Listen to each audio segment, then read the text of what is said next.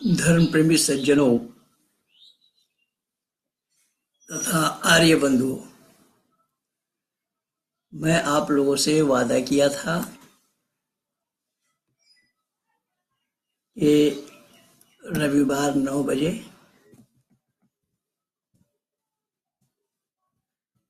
आप लोगों के साथ मैं जुड़ूंगा। प्रश्न उत्तर की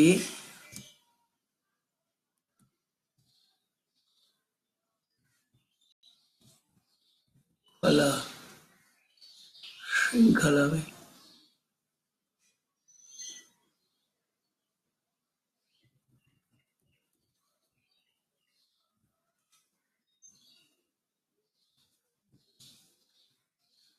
तो मैं चाहूंगा कि पहले मैं आप लोगों को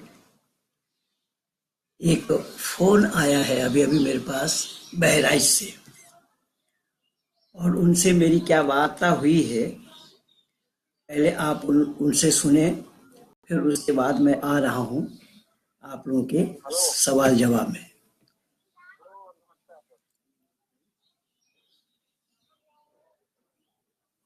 आर्य जी बोल रहे हैं? आप महेंद्र सर आर्य जी बोल रहे हैं सर? सर हम बारह से बोल रहे हैं सर। मैं पूछा नहीं कहाँ से बोल रहे हैं, कौन बोल रहे हैं? मुफ्ती अहमद नाम है मेरा।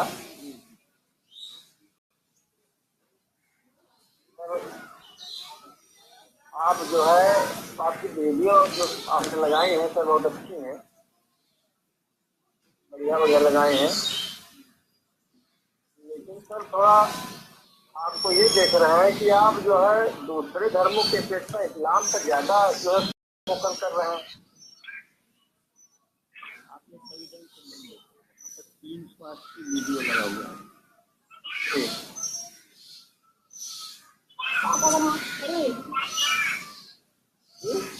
अब देखिए कि आपत्ति क्या है उसमें, वो बोलिए। नहीं, आपत्ति कोई नहीं, आप अच्छे रास्ते पर जा रहे हैं, ऐसा नहीं है। लेकिन आप बहराइच में कहाँ है? बहराइच में जब आप में वहाँ चारों मस्जिदों के बीच में मैं जहाँ रहा तब तो कोई मौलाना कोई मौलवी बाहर निकल करके नहीं आया, और एक दो बार नहीं कई बार, कम से कम 20 बार उसका वो बहराइच वाला वीडियो भी तो लगा हुआ है, उसमें देखिए।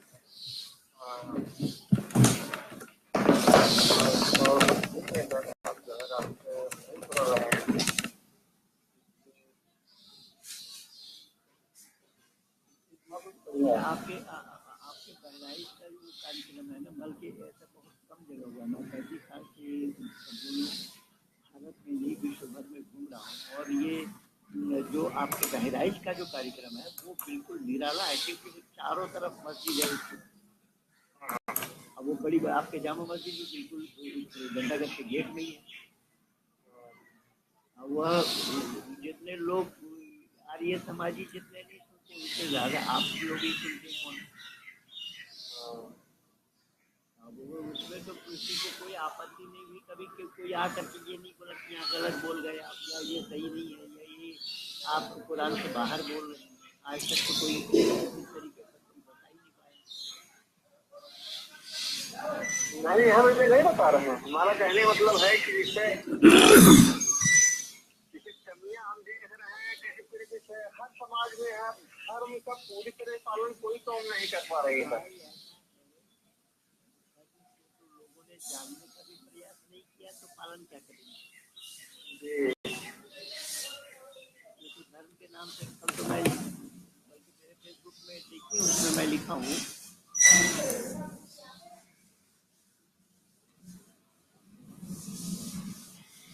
तो आप लोगों ने सुना, ये फोन मेरे पास आए थे बहराइच से, और आप लोगों को भी पता होगा बहराइच वाला वीडियो भी लगा हुआ है यूट्यूब में।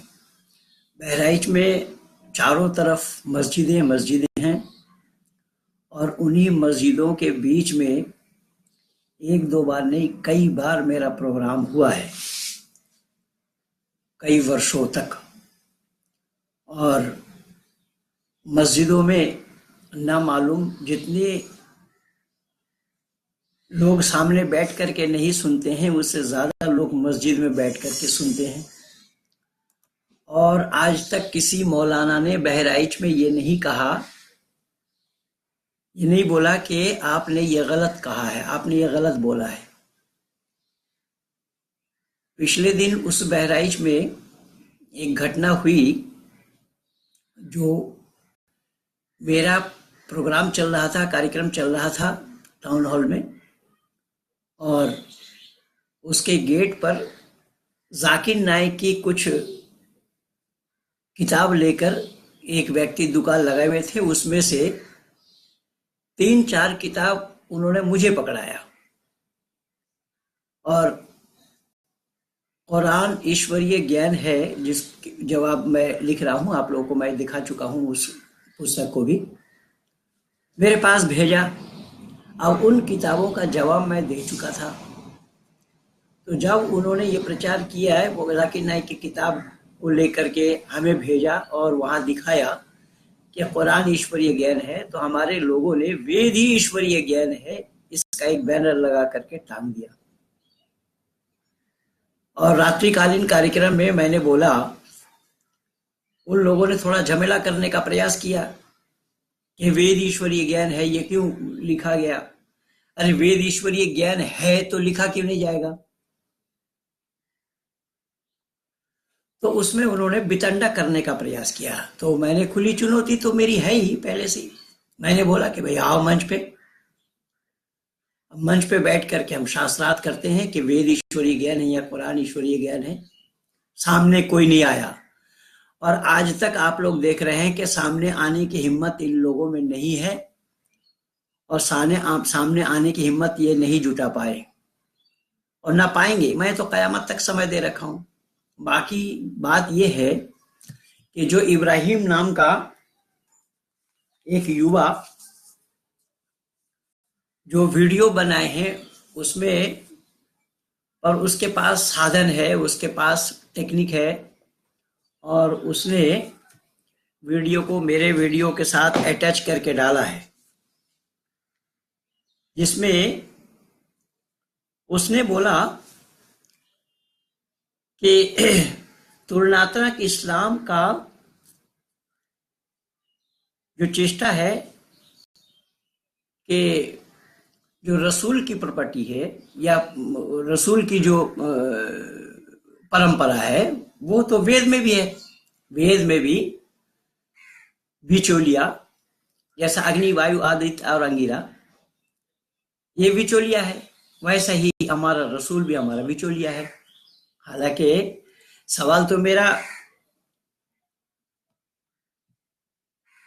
कुरान पर था, उसने वेद पर घटाया, चलो कोई बात नहीं।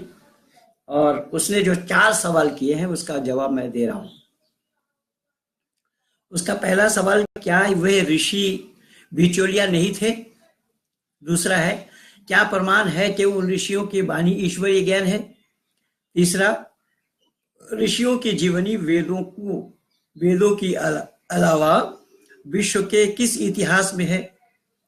चौथा, यदि उन ऋषियों का काम सिर्फ ईश्वरीय ज्ञान को पहुंचाना था, तो उनकी जीवन बिताने का व्यवहारिक उदाहरण कैसे मिलेगा? अगर जवाब दे, वरना खामोश रहे। ये उसने वीडियो बना करके डाला है। आइए मैं थोड़ा सा संकेत कर रहा हूं, जबकि उसने कई बात गलत कही, उसको इस्लाम की भी जानकारी नहीं है। उसने हजरत आदम अलैहिस्सलाम को, यानी जो पहला पैगंबर थे इस्लाम के अनुसार या बाइबल के अनुसार, जिनका नाम आदम था, उसको भी रसूल माना। जबकि यहाँ पर देखिए, ये एक छोटी सी किताब है, तालीमुल इस्लाम, मुफ्ती मौलाना किफायतुल्लाह साहब की लिखी हुई है, और इसमें रसूल केवल 4 बताए गए हैं। रसूल 4 हैं, जिसमें मूसा, दाऊद, ईसा और हजरत मोहम्मद, ये 4 रसूल बताए गए हैं। ये 4 के सिवा 5वां रसूल नहीं। और रसूल में और पैगंबर में अंतर क्या है? पैगंबर उनको कहा गया है जो 1 लाख या 2,24,000 आए हैं पैगंबर, लेकिन रसूल वो है जिन पर अल्लाह ताला किताबें नाजिल किए हैं, उनको रसूल कहा गया है। और इनकी किताब में ही पा जाएंगे, हमें अलग से कहीं से लाने की देने की आवश्यकता नहीं है। इसलिए ये मौलाना मंजूर नोमानी जी की भी एक किताब है, इसमें देखेंगे तो इसमें भी पा जाएंगे आप, जो वो इस्लाम को भी नहीं जानता। देखिए इस्लाम क्या है, इस किताब का नाम है, मौलाना मंजूर नोमानी की लिखी हुई किताब है ये, इसका नाम है इस्लाम क्या है। तो जब रसूल 4 हैं, मूसा, दाऊद, ईसा और मोहम्मद, तो आदम को रसूल मानना क्यों और कैसा संभव होगा। फिर उसने बोला कि हर एक कौम की जुबान में, जैसा कि मैंने भी बोला था इससे पहले कि सूरा इब्राहिम आयत नंबर 4 में अल्लाह ने जिक्र फरमाया, वमा अरसलना बिरसूलिन इल्ला बिलिसानि कौमिही लियुबय्यिन लहुम, हर एक कौम की जुबान में अल्लाह ने रसूल भेजा है। तो मैंने यही सवाल उठाया कि संस्कृत जुबान में कौन से रसूल आए, हिंदी जुबान में कौन से रसूल आए, ये सब नहीं है। और वो यही सब बकवास किया है कि संप्रदाय के जन्मदाता को मानना, यानी संप्रदाय के जन्मदाता जो है सकते, जैसा गौतम बुद्ध को माने बिना कोई बुद्धिस्ट नहीं हो सकता, ईसा मसीह को माने बिना कोई ईसाई नहीं बन सकता, मोहम्मद को माने बिना कोई मुसलमान नहीं बन सकता। वो तो कुरान ही कह रहा है खुद इस बात को, वातिउल्लाह वातिउर रसूल, इताअत करो मेरी और मेरे रसूल की। कुल इन कुंतुम तुहिब्बूनल्लाह फत्तबिऊनी युहिब्बुकुमुल्लाह व यग़फिर लकुम ज़ुनूबकुम वल्लाहु गफूरुर रहीम। ये सब आई हैं बातें। अब मैं पूछना चाहता हूं इन भाई इब्राहिम से कि आपने कहा कि विचोलिया, तो देखिए हमारे यहाँ पर विचोलिया ऋषि वो होते हैं जो जिनकी आत्मा पवित्र होती है। जो पवित्र आत्मा होते हैं उनको ऋषि कहा जाता है। जो निर्लेप यानी अपने कर्मों के अनुसार ही ऋषि बनते, ऋषि वही मंत्र दृष्टा, ये कहा गया है। ऋषि वही है जो मंत्रों के साक्षात्कार करते हैं, मंत्रों के दृष्टा होते हैं, उनको ऋषि कहा जाता है। पर ऋषि वो नहीं कहलाते जो जीवन भर में शादी ही शादी करे। 11 शादी किया, 2 कनीज भी रखे, उन कनीजों से संतान भी उत्पन्न किया, और 2 साल की आयु में 6 साल की अबों से विवाह भी किया, उनको रसूल कहा जा सकता है, ऋषि नहीं।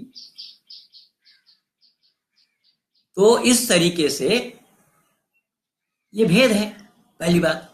दूसरी बात यह है कि जहां तक डायरेक्ट और भाया मीडियम की बात है, तो आपकी मान्यता है, इस्लाम की मान्यता है, इस्लाम वालों की मान्यता है कि अल्लाह ने जिब्रील को सुनाया, यानी मोहम्मद को आकर के जिब्रील ने बोला, जिब्रील ने बताया, जिब्रील ने कहा, जिब्रील ने सुनाया, इक़रा बिइस्मि रब्बिकल लज़ी खलक़ खलक़ल इंसाना मिन अलक़ इक़रा व रब्बुकल अकरमुल लज़ी अल्लम बिल क़लम व अल्लमल इंसाना मा लम यअलम। ये शब्द आया वहां पर।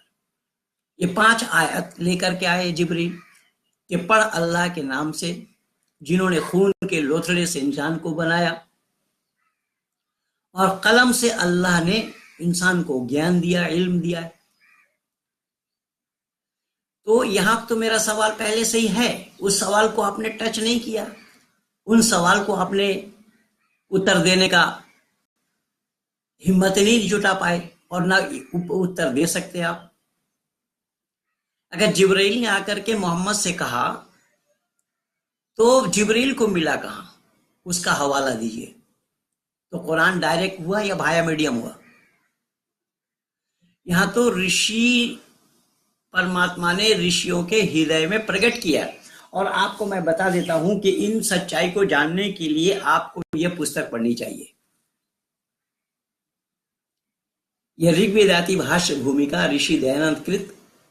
इस पुस्तक को आप पढ़ेंगे तो इन पुस्तकों में ये सारा विषय दिया हुआ है। ये वेद ईश्वरीय ज्ञान क्यों है, वेद अपौरुषेय क्यों है, वेद स्वतः प्रमाण क्यों है, वेद प्रतः प्रमाण क्यों है, ये सारा विषय ऋषि दयानंद ने इसमें भली भांति दिखाए हैं, दर्शाए हैं। इसीलिए मैं आपसे निवेदन करूंगा, देखिए यहाँ पर ये मेरा सारा अंडरलाइन किया हुआ है। इसको मैं थोड़ा ये संक्षेप में एक छोटा सा एक प्रकरण सुना देता हूं। प्रथम ईश्वर को नमस्कार करते हुए या नमस्ते करते हुए प्रार्थना करते पश्चात वेदों की उत्पत्ति का विषय लिखा जाता है। ये ऋषि दयानंद के वाक्य हैं कि वेद किसने उत्पन्न किए। तस्मात् यज्जात सत जिसका कभी नाश नहीं होता, चित्त जो सदा ज्ञान स्वरूप है, जिसको अज्ञान का लेश भी कभी नहीं होता, आनंद जो सदा सुख स्वरूप और सबको सुख देने वाला है, इत्यादि लक्षणों से युक्त पुरुष जो सब जगत के परिपूर्ण हो रहा है, जो सब मनुष्य को उपासना के योग इष्ट देव और सब सामर्थ्य से युक्त हैं, उसी परम ब्रह्म से ऋचा ऋग्वेद, यजुर्वेद, समानी सामवेद और छंदयासी इस शब्द से अथर्ववेद थे। ये चारों वेद उत्पन्न हुए। इसलिए सब मनुष्यों को उचित है कि वेदों का ग्रहण करें और वेदोक्त रीति में ही चले। जज्जीरे और अजायत इन दोनों क्रियाओं के अधिक होने से वेद अनेक विद्याओं से युक्त हैं, ऐसा माना जाता है। वैसे ही तस्मात् इन दोनों पदों के अधिक होने से यह निश्चय जानना चाहिए कि ईश्वर से ही वेद उत्पन्न हुए हैं, किसी मनुष्य से नहीं। वेदों में सब मंत्र गायत्री आदि छंदों से युक्त ही हैं। फिर छंदयासी इस पद के कहने से चौथा जो अथर्ववेद, उसकी उत्पत्ति का प्रकाश होता है। शतपथ आदि ब्राह्मणों में और वेद मंत्रों के प्रमाणों से यह सिद्ध होता है कि यज्ञ शब्द विष्णु का, और विष्णु शब्द है सर्वव्यापक जो परमेश्वर है, उसी का ग्रहण होता है, क्योंकि सब जगत की उत्पत्ति करने परमेश्वर में ही घटती है। अब देखिए यहाँ एक उदाहरण ऋषि ने दिया है कि जैसे बट के बीज में वृक्ष है, सब लोग कहेंगे वृक्ष है, लेकिन वो वृक्ष दिखाई देता है क्या? नहीं दिखाई देता। ठीक इसी तरीके से ऋषियों ने इन्हीं बातों को दर्शाया है। तो इसे जानने के लिए आपको और पुस्तक पढ़ने की जरूरत है। ये वेदांग के लक्षण, वेदार्थ की वेदोंगा के उपनियम, विभिन्न वेदांगों के प्रमाणिक ग्रंथों के ग्रंथकारों का परिचय, ये वेदांग, वेद के अंग क्या हैं और वेद किस तरीके से उत्पन्न हुए हैं, वो संहिता क्यों है, संहिता किसको कहा गया है, ये आदि विषयों को जानने के लिए। और वेद में केवल वेद नहीं, 1132 शाखाएं हैं कुल मिलाकर के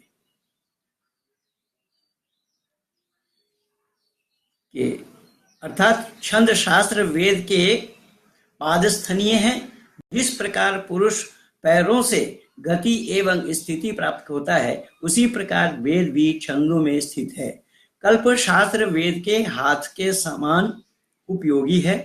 ज्योतिष शास्त्र नेत्र के समान है। निरुक्त शास्त्र श्रोत्र के समान कहा जाता है। शिक्षा शास्त्र घ्राण नासिका के समान और व्याकरण शास्त्र वेद के सुख के समान समझा जाता है। अर्थात शिक्षादि शास्त्र वेदार्थ ज्ञान एवं उपयोग में शरीर के हस्त पदादि अंगों के समान साक्षात उपकारक सहायक हैं। इसलिए सब अंगों सहित वेदाध्ययन करने पर ही व्यक्ति ब्रह्मलोक में स्थापित होता है। इसीलिए ये सब विषय जो है वो वेद विषय आपके दिमाग में घुसने वाले नहीं है। आप कुरान को संभालिए। पहले वेद विषय को जानने के लिए दिमाग चाहिए, भेजा चाहिए।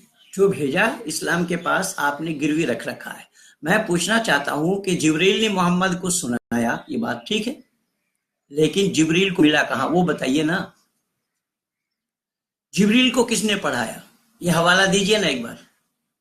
अल्लाह ने जिब्रील को बोला, जिब्रील को सुनाया, जिब्रील को पढ़ाया, जो जिब्रील ने आकर के मोहम्मद को सुनाया, इसका हवाला दीजिए कुरान से। वो नहीं दे सकते आप। इसलिए आप पहले इस्लाम को जानिए। इस्लाम को भी आप नहीं जानते हैं, आपने हजरत आदम को भी रसूल कह दिया है, इसका प्रमाण आप कहीं से भी नहीं दे सकते। रही बात पैगंबर की, तो पैगंबर के माने है पैगाम लाने वाला, और पैगाम किसका? अल्लाह का। तो जो अल्लाह जहां पहुंचेंगे, अल्लाह अगर सर्वव्यापक होंगे तो उसको और जगह पैगंबर क्यों भेजना पड़ेगा? पर यहाँ ऋषि और पैगंबर दोनों एक नहीं है, जो आप दोनों को एक मिला करके दिखा रहे हैं, बतला रहे हैं। इसलिए मैंने तो सामने बैठ करके आपको डिबेट के लिए चुनौती दी है भाई। सामने आ करके आप डिबेट करते, बैठ करके डिबेट करते तो दूध का दूध और पानी का पानी अलग हो जाता। आप तो वीडियो खेल खेलना चाहते हैं, आप डालें फिर मैं बोलूं उसका जवाब, ऐसा नहीं होगा। इसलिए ये मेरा अंतिम है। आप अब कुछ भी बोले उसकी जिम्मेदारी मेरी नहीं है, लेकिन जो मैं पूछ रहा हूं अगर उसका जवाब है तो सामने आइए, सामने बैठ करके डिबेट करते हैं। और मैंने तो खुली चुनौती दी है, कुरैशी को भी चुनौती दी है, नासिर कुरैशी को। नासिर कुरैशी ने कहा कि आर्य समाजी जितने भी बने हैं मुसलमान से, उन सबको वापस आना पड़ेगा इस्लाम में, और जितनी भी पुस्तकें हैं उन सबको खत्म करना पड़ेगा। ये सब बातें मैंने भी बोल दिया।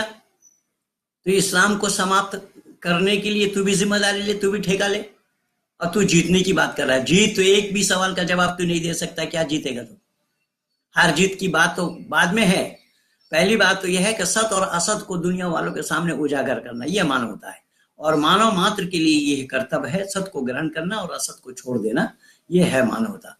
इसलिए पंकज सैनी जी, मैं आप लोगों से भी निवेदन करता हूं, आपने भी उस दिन कहा था कि ये वीडियो खेलना चाहते हैं, और हमारे आदित्य जी ने भी कहा था कि पंडित जी ये वीडियो खेलना चाहते हैं, उसके पास इतना लाइक नहीं है। मेरा तो सब्सक्राइब 40,000 से भी ज्यादा हो गया। तो मैं निवेदन कर रहा हूं कि सच्चाई को सामने बैठ करके ही उजागर किया जाना, कर पाना संभव होगा। इसलिए कोई शास्त्रार्थ के इच्छुक हैं तो सामने बैठ करके डिबेट करें, पहले कागज बन जाए, स्टैम्प पेपर में बाकायदा दोनों पक्ष के ओर से ये लिखा पड़ी हो, और हम कोर्ट से उसको एग्री करा लें, वकीलों के माध्यम से ये सारा काम हो कि वेद ईश्वरीय ज्ञान है या कुरान,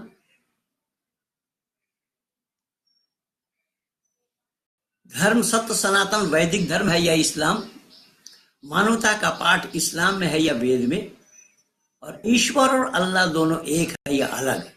ये 4 विषय रखिए। यद्यपि मैं कल 3 लिख करके दिया था, ये 4 विषय मैं बोल रहा हूं। इन चारों विषय पर अगर आप शास्त्रार्थ करना चाहते हैं तो आपका स्वागत है। गौतम बुद्ध नगर जिला में आर्य समाज सूरजपुर में ये व्यवस्था की जाएगी, और वहां पर मेरी व्यवस्था है।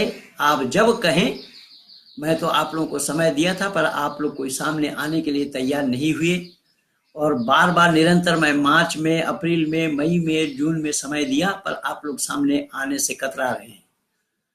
तो सामने आने से फजीता होना है, ये बिल्कुल आप जान रहे हैं, या आप लोग जान रहे हैं, इसलिए सामने आने की हिम्मत नहीं जुटा पा रहे।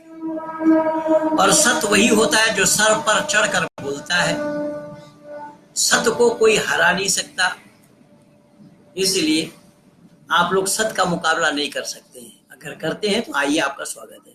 भाई विजय आर्य जी ने लिखा, पंडित जी क्या इस्लाम में गैर मुस्लिम इस्लामिक टोपी पहन सकते हैं, और नहीं तो ये अरब के गुलाम क्यों चिल्पो कर रहे हैं? बिल्कुल, मैं तो योगी आदित्यनाथ जी के लिए वीडियो बना करके दिया था परसों आप लोगों को। ये बिल्कुल बेशर्मी है, इस्लाम में जायज ही नहीं है।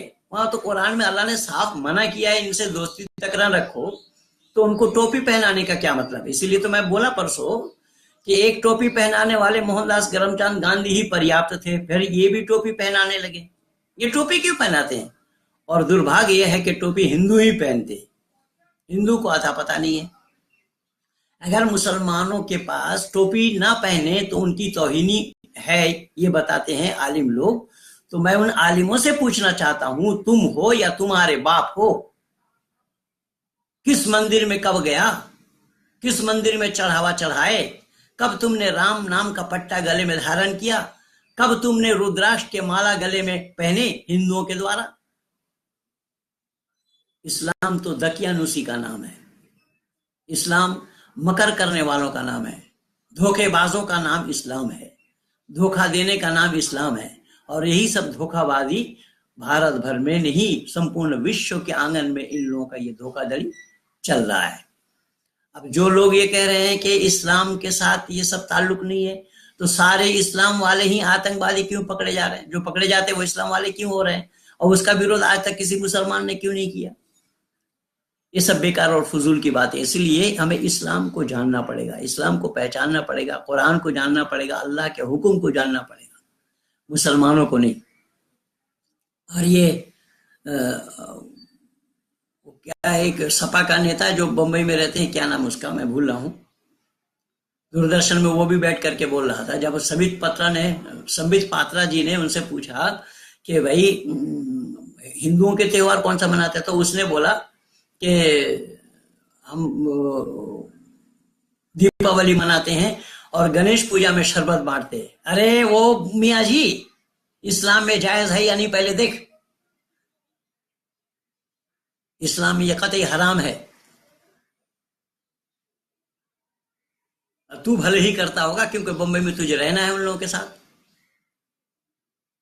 इसलिए मैं निवेदन कर रहा हूं, इस्लाम को समझना बहुत जरूरी है। सवाल कीजिए, आप लोग क्या पूछना चाहते हैं वो आप लोग पूछिए, फिर उसके हिसाब से मैं आप लोगों को जवाब देता हूं। इनवाइट करो सबको। भाई इनवाइट तो किया हुआ, इनवाइट नहीं करते होते तो आप सामने आते हैं आनंद मोहन जी।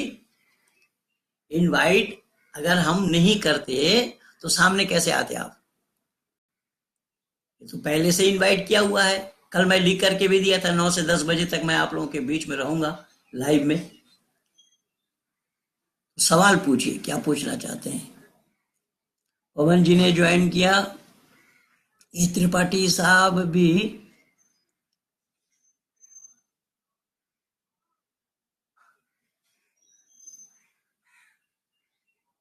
वातिउल्लाह वाते रसूल, वातिउल्लाह वातिउर रसूल। हाँ, इताअत करो मेरी और मेरी रसूल की। इताअत के माने पैरवी करना, मानना, उनके हुक्म के मुताबिक चलना, यह है इताअत। तो रसूल को पाए बिना कोई अल्लाह को नहीं पा सकता। लेकिन हमारे यहाँ कनीज क्या होता है बहनी? ये देवव्रत जी ने लिखा है। देवव्रत जी बड़े अच्छे विद्वान हैं और गुरको कांगड़ी से ही अपना कोर्स पूरा कर रहे हैं। कनीज के माने है उपपत्नी।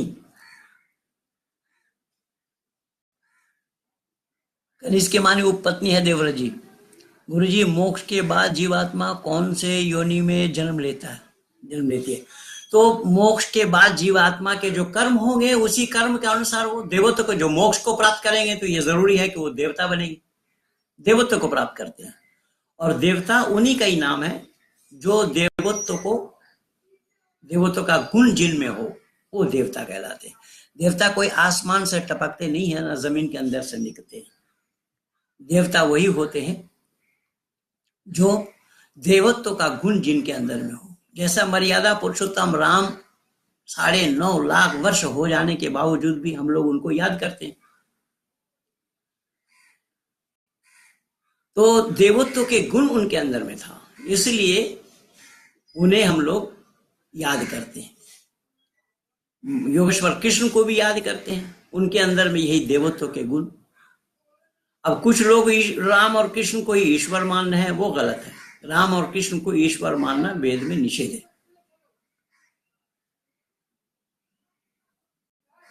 क्या जन्नत में, नरेंद्र कुमार भारद्वाज जी क्या लिखे हैं, जन्नत में मच्छर है? होंगे, वहां सारी बिछौना की व्यवस्था है, वहां पर तकिया फकिया दुनिया जो कुछ भी, लेकिन वहां पर ये भेजा कहां से?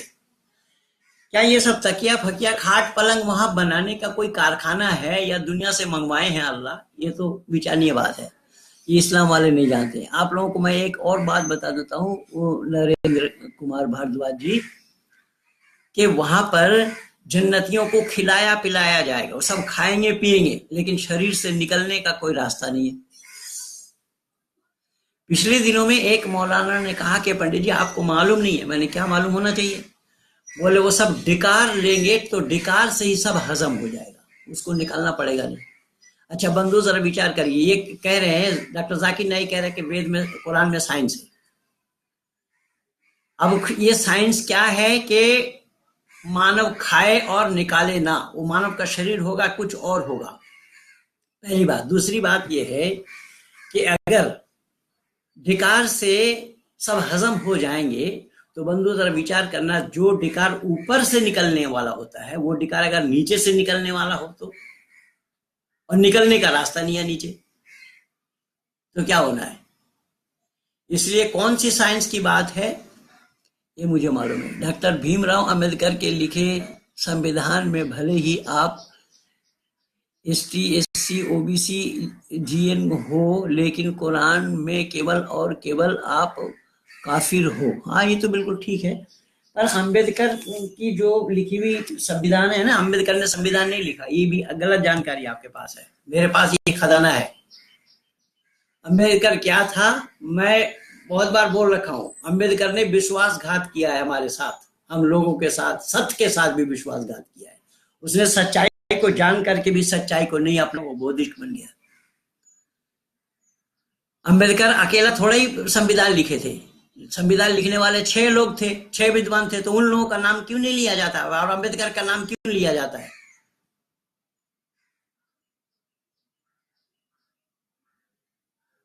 ये विडंबना है। उमाकांत जी साहू क्या लिखते हैं, पंडित जी मोहम्मद रसूल होने से पहले मुस्लिम लोग कौन से 3 से मैन कलमा और नमाज पढ़ते थे? कलमा तो हर पैगंबर के नाम के साथ एक कलमा इनको बदल बदल करके आया है। जैसे इस समय ला इलाहा इल्लल्लाह मोहम्मद रसूलुल्लाह है, वहां मूसा के साथ मूसा ला इलाहा इल्लल्लाह मूसा कलीमुल्लाह, ईसा के साथ है ईसा रूहुल्लाह, इब्राहिम के साथ है इब्राहिम खलीलुल्लाह, ला इलाहा इल्लल्लाह इब्राहिम खलीलुल्लाह। इस तरीके से इनके कलमा भी बदलते रहे हैं, कलमा एक नहीं है। जबकि मोहम्मद को रसूल यहाँ माना है तो मोहम्मद को हटाए अल्लाह को पाया जाना संभव नहीं है, अल्लाह पूर्ण भी नहीं है। इस पर मैं बहुत बोल रखा हूं। मिलने के प्रमाणिक ग्रंथों के ग्रंथकारों का परिचय, मिलन के प्रमाणिक ग्रंथों के ग्रंथकारों का परिचय, वही तो मैं बोला हूं ना। ये सारा ये इसी आचार्य आनंद प्रकाश जी ने इस वेदांग परिचय में उन ऋषियों का सारा परिचय दिया है। इन किताब को जरूर आप लोग मंगवाइए। और इस तरीके से देखिए यहाँ पर मैप बना करके दिया,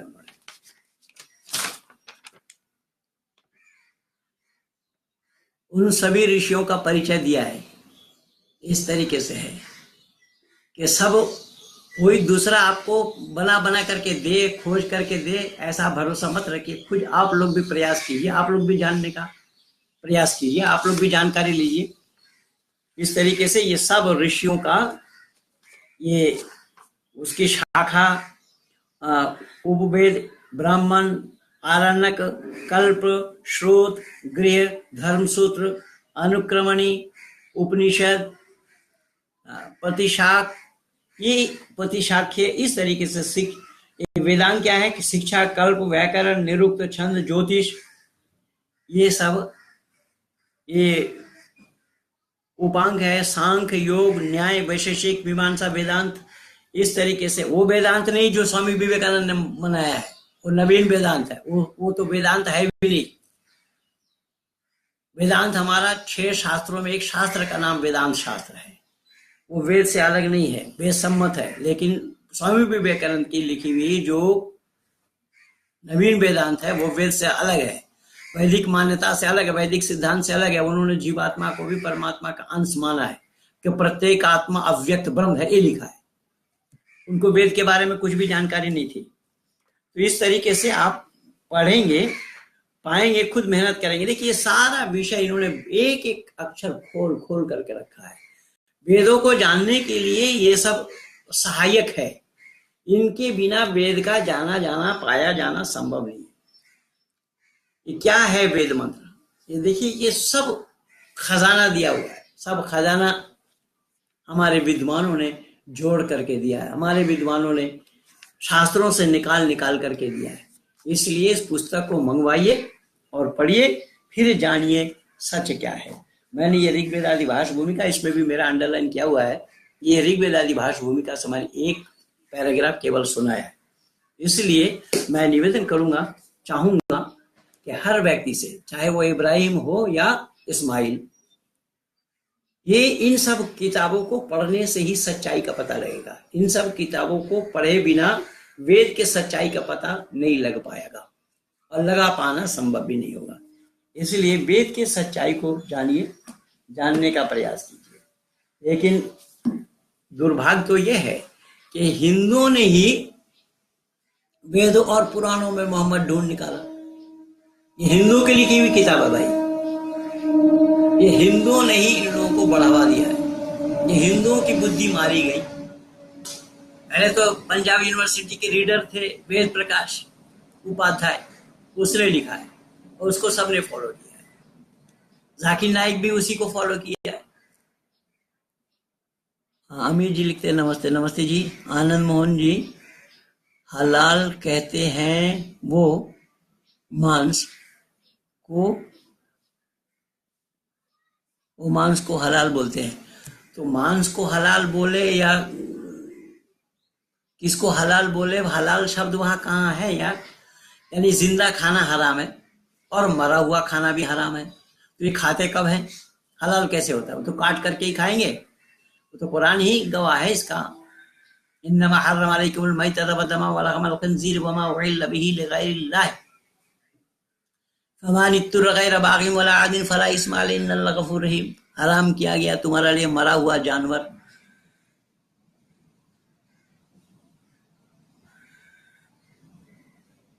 हराम किया गया तुम्हारे लिए मरा हुआ जानवर, सुअर का गोश्त, जमा हुआ खून, अल्लाह को छोड़कर किसी और के नाम से ज़बह किया जाए, वो सब हराम है।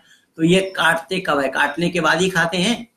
और मरा शब्द का अर्थ यही होगा ना, मरा का परिभाषा तो यही होगा कि जिनमें आत्मा ना हो वो मरा है। तो काटने के बाद वो मरेगा या जिंदा रहेगा? तो हलाल कहाँ है? ये हमारे देवव्रत जी फिर लिख रहे हैं, जिहाद का अर्थ प्रमाण सहित बताइए। जिहाद का अर्थ है अल्लाह के रास्ते में गैर मुस्लिमों से लड़ाई लड़ने का नाम जिहाद है। वहां कुरान में बहुत सारा हवाला है। सूरह अनफाल आयत नंबर 65 में अल्लाह ने जिक्र फरमाया है कि या अय्युहन नबी हर्रिज़िल मोमिनीन अलल क़िताल इन यकुम मिनकुम। ऐ नबी, तुम मुसलमानों को उभारो काफिरों के खिलाफ जिहाद करने के लिए। तुम 20 मुसलमान हो, 200 काफिरों पर भारी पड़ोगे। बुखारी शरीफ हदीस में भी आया है। किताबुल जिहाद एक अध्याय है। ये सुदर्शन न्यूज चैनल में जिहाद या फसाद मेरा वीडियो लगा हुआ है, वहां देखेंगे आप तो सुदर्शन न्यूज चैनल में पा जाएंगे। वहां पर मेरा प्रोग्राम था जिहाद या फसाद, और उस दिन सुरेश चौहान के जी ने सभी मुसलमानों को दावत दिया था, सभी मुसलमानों को निमंत्रण दिया था, लेकिन वहां सामने कोई नहीं आया। और मेरे साथ भाई करण सिंह जी भी थे, आचार्य करण सिंह जी, जो नोएडा में रहते हैं, डीएवी स्कूल के अध्यापक हैं, तेड़ा के रहने वाले हैं, बागपत जिला के हमारे पुराने मित्र हैं। हम बहुत बागपत जिला में दोनों का प्रचार बहुत जोर और शोर से होता रहता है।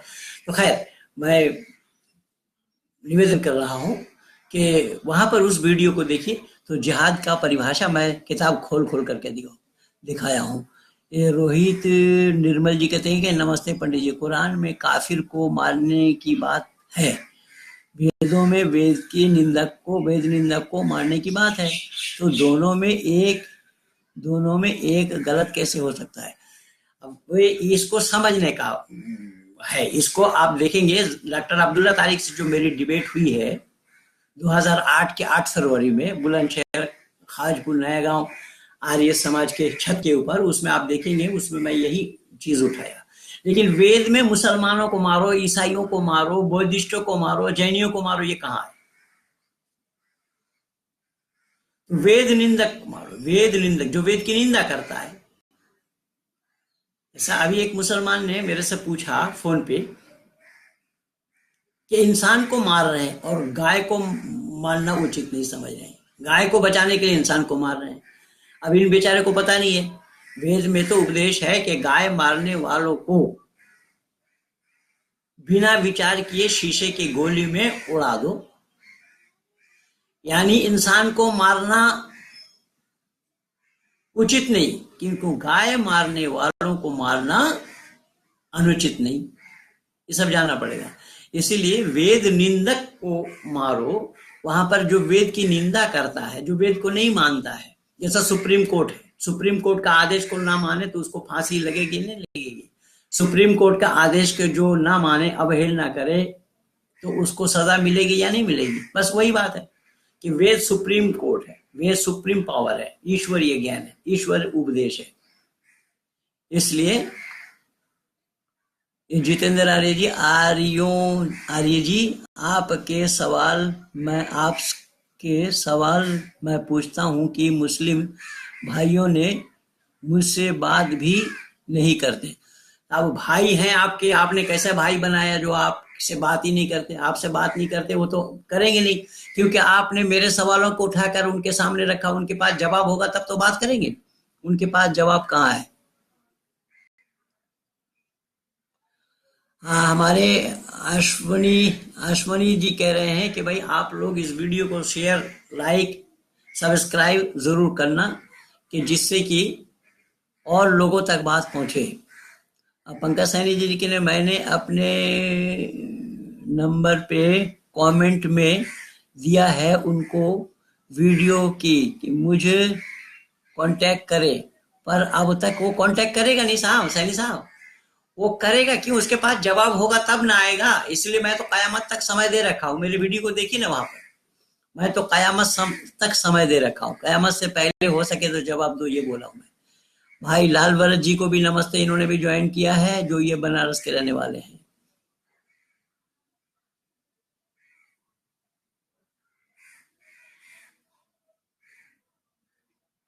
कि सिंभग ग्रीवदास हरे कृष्ण की भाई हरे कृष्णটা কি? আর হরে বাসুদেব যদি বলি কি ভুল হবে সেটা? वासुदेव हरे হবে না কেন? हिंदू का पतन का कारण यही है कि ईश्वर को इन्होंने जाना नहीं, कृष्ण को ईश्वर मान लिया।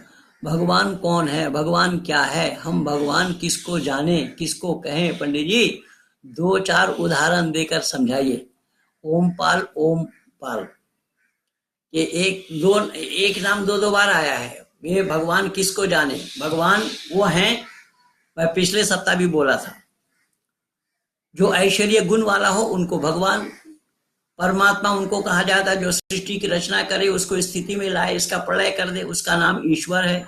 मनुष्य मात्र का किए हुए कर्मों का जो फल दे, उसका नाम ईश्वर है।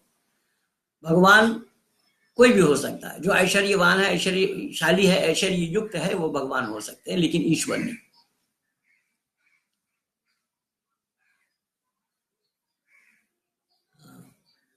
ये शेयर और इनवाइट करें आप लोग। तो ये हमारे लोग भी कह रहे हैं, लेवल शिया सुन्नी में झगड़ा क्यों होता है? शिया सुन्नी में झगड़ा होता है वो प्रॉपर्टी को लेकर के। और अली जैसा विद्वान को उन्होंने खलीफा नहीं माना। उसका कारण था कि आयशा विधवा हुई थी 17 साल की आयु में, और उसका भरण पोषण कौन करता? वो मुसलमानों की माँ है, उससे कोई शादी नहीं कर सकता। इसलिए उसके बाप को खलीफा बनाया गया, अबू बकर को। झगड़ा वहां है शिया सुन्नी वाला। देवता का जीवन या मरण होता है। हाँ, देवता जो मनुष्य जैसे ही है, देवता मरेंगे क्यों नहीं? देवता जिएंगे भी मरेंगे, जिएंगे तब नाम देवता होगा। सभी भाई शेयर इनवाइट जरूर करें। और ये आप लोगों से निवेदन है। रोहित निर्मल, झूठ आप फैला रहे हैं, so it is your duty to show us where it is written. अरे रिटन में दिया हुआ है अश्विनी जी। अरे डागर जी, झूठ मैं कैसा फैला रहा हूँ? झूठ फैला रहा हूँ तो आओ ना सामने आके, मैं तो दावा दे रहा हूँ, निमंत्रण दे रहा हूँ, स्वागत कर रहा हूँ। आओ, कौन मुझे झूठ बताने वाला, झूठ सिद्ध करने वाला? माँ का दूध पिया है तो आओ, सामने आओ। और अपने पिता से बने हो धरती पर, आओ सामने आओ, मुझे झूठ बता दो, मुझे झूठ दिखा दो कि यहाँ झूठ बोला गया है, उसके लिए मैं जिम्मेदार हूं। नमस्ते पंडित जी। अहले हदीस और देवबंदी फिरके में क्या फर्क है भाई? इन सब की मान्यता अलग अलग है। देखिए कयामत तक 72 फिरके 73 फिरके होंगे ये बताए जाते हैं, तो सबकी मान्यता थोड़ा थोड़ा अलग अलग है। इसी तरीके से उनका वो फिरका बना हुआ है, वो एक दूसरे से मतभेद रखती है। रोहित जी, पंडित जी, अगर मनुष्य को परमेश्वर कर्म करने के हिसाब से फल देता है तो वह अपने आप सजा पा जाएंगे, चाहे किसी भी मजहब को मानने वाला हो। मनुष्य को इतना दिमाग लगाने की क्या जरूरत है? नहीं रोहित जी, ऐसी बात नहीं है। मनुष्य तो तब ही होंगे हम, हमारा तो निरंतर धर्म के ऊपर लेकर निकल रहा है, उस पर आप लोग सुन रहे हैं, देख रहे हैं, पढ़ रहे हैं। और आज भी मैं यही दर्शाया हूं कि धर्म के जो मूल सिद्धांत है उसको जानना पड़ेगा। मूल सिद्धांत को जाने बिना आप कैसे अपनाएंगे? इसीलिए ये मनुष्य का काम है। कर्म करने में मनुष्य स्वतंत्र है, फल दाता परमात्मा है, परमात्मा फल देंगे। फल हम अपने हाथ से ले नहीं सकते। अंकित कश्यप जी क्या लिख रहे हैं? गुरुजी 33 कोटि के देवता क्या होते हैं? ये 33 कोटि नहीं, 33 प्रकार के हैं। तो 33 प्रकार के देवता होते हैं, उसको जानना पड़ेगा। ये लोग 33 कोटि बताते हैं, 33 कोटि नहीं है, 33 प्रकार के हैं, जिसमें ये रुद्र है और ये जितने भी इस तरीके के हैं वो सब आपको देखना पड़ेगा, जानना पड़ेगा। मनु स्मृति स्मृति नहीं होता भाई, स्मृति होता है। आज के काल को लागू हो सकती है क्या? अरे मनुस्मृति तो हमारा आचार संहिता है, लागू क्यों नहीं हो सकती? उसकी लागू ना होने से तो सारा अनर्थ हो रहा है। उसमें उसके मनुस्मृति के लागू ना होने से सारा अनर्थ हो रहा है। इसलिए यहूदी लोग इस्लाम से सबसे बड़ा दुश्मन क्यों है? यहूदी तो पहले से ही है, इस्लाम बाद में है। अब उन्हीं की मान्यता को इन्होंने फॉलो किया हुआ है। जब तक एकता नहीं हो सकता। हाँ, ये बिल्कुल सही कह रहे हैं आप, एकता बहुत जरूरी है। इसीलिए मानव समाज में एक रूपता होना, मानव मात्र के लिए धर्म एक है, मानव मात्र का इष्ट देव एक है, मानव मात्र का धर्म एक है। जब तक हम एक नहीं मानेंगे तब तक मुश्किल है। गुरुजी, मैंने आपसे एक सवाल का जवाब जानना चाहता हूँ। यदि कोई पूछे कि वेद का प्रकाश ईश्वर ने कैसे चारों ऋषियों के हृदय में किया, तो उसे कैसे सिद्ध करें? वो तो मैं बोला अभी पहले, वहीं से मैंने शुरू किया था। ऋग्वेद आदि भाष्य भूमिका पढ़िए, उसमें ऋषि दयानंद ने बहुत अच्छे ढंग से समझाया है। भैया जी, गुरु जी, इस्लाम के अनुसार क्या अल्लाह ने जीव आत्मा को कर्म करने में स्वतंत्र बताया है या नहीं? कर्म करने में जीव आत्मा स्वतंत्र अगर हो जाता तो फिर अल्लाह इंशाअल्लाह माशाअल्लाह कान लम यशअल्लाह यकुन की ओर कैसे होता? तो सभी लोग यही कह रहे हैं इंशाअल्लाह, अल्लाह ने चाहा तो अल्लाह चाह गया, तो उसका कर्म कहाँ होगा? कर्म को ये मानते होते तो ये कह रहे हैं कि अंधे भी माँ के पेट से पैदा हुए, लंगड़े लूले जितने भी अपाई हैं ये सब माँ के पेट से पैदा हुए, अल्लाह ने उनको छीन लिया। पर वो कर्म नहीं मानते, अल्लाह ने छीन लिया उनकी आंखें, उनकी अपाहिज अल्लाह ने बना दिया, तो अल्लाह पर दोष लगता है। इस चीज को ये नहीं जानते। लालवर जी पंडित जी नमस्ते। नमस्ते जी। बखुदा दीवाना बशद बा मोहम्मद होशियार, ऐसा क्यों है? ऐसा क्यों है? वो उनकी मान्यता है, वो उनकी मान्यता है, हमारे यहाँ नहीं है। हमारे यहाँ पर कोई परमात्मा के बीच में, आप परमात्मा को जानिए, वो परमात्मा को पाने का क्या साधन है उसको समझिए, उस पर अमल कीजिए तो आप पा जाएंगे। इसमें इधर उधर जाने की कोई बात नहीं है। हमारे यहाँ की यही मान्यता है। अभिनव देवेशार्य पंडित जी, वेद प्रचार तेज कैसे करें?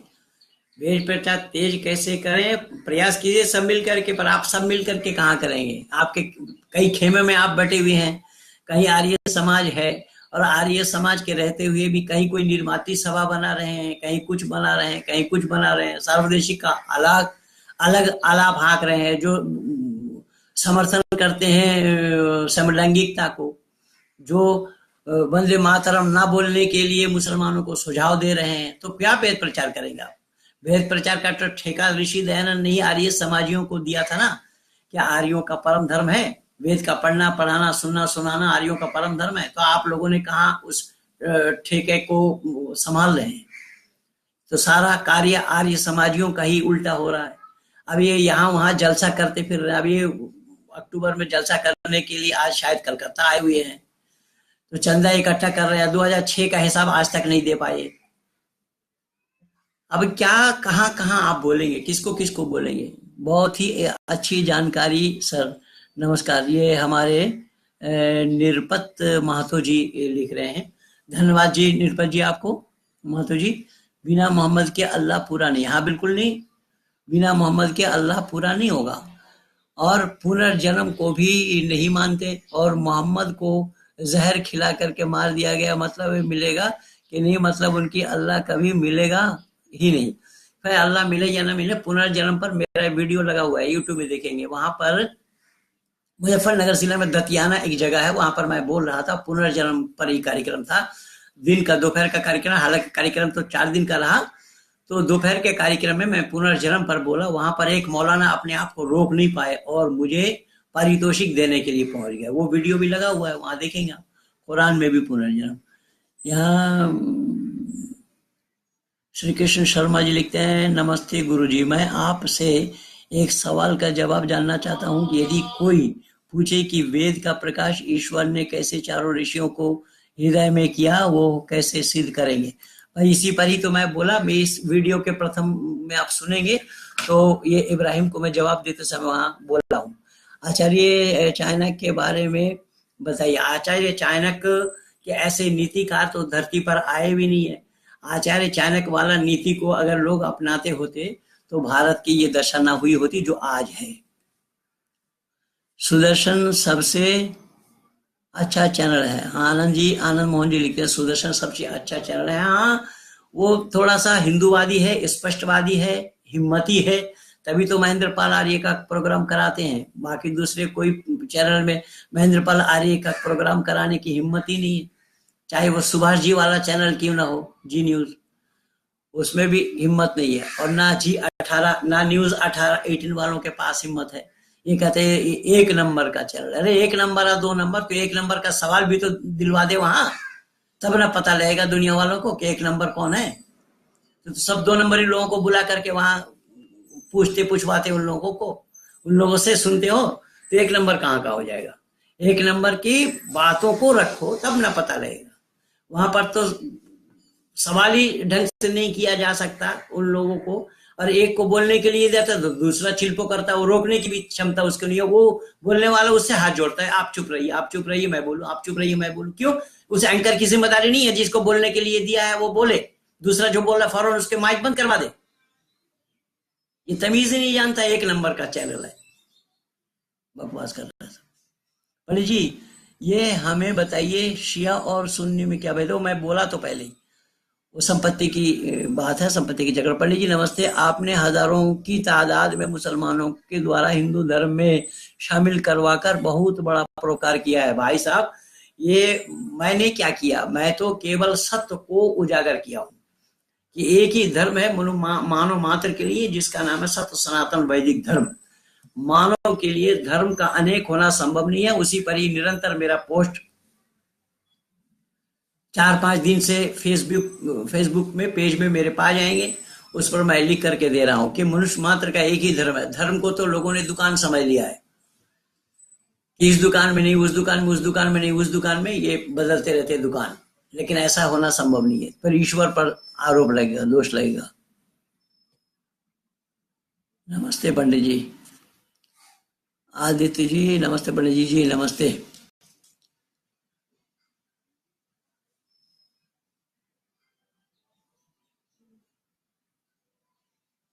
बबन कुमार नमस्कार गुरु जी। नमस्ते गुरु जी, नमस्ते भाई, नमस्ते जी सबको, नमस्ते। आपका नंबर और वार्ता करने का समय बताइए। मेरा नंबर है 9810797056। वार्ता आप कभी भी कर सकते हैं, उस समय देख करके फिर आपका फोन आएगा तो मैं बताऊंगा।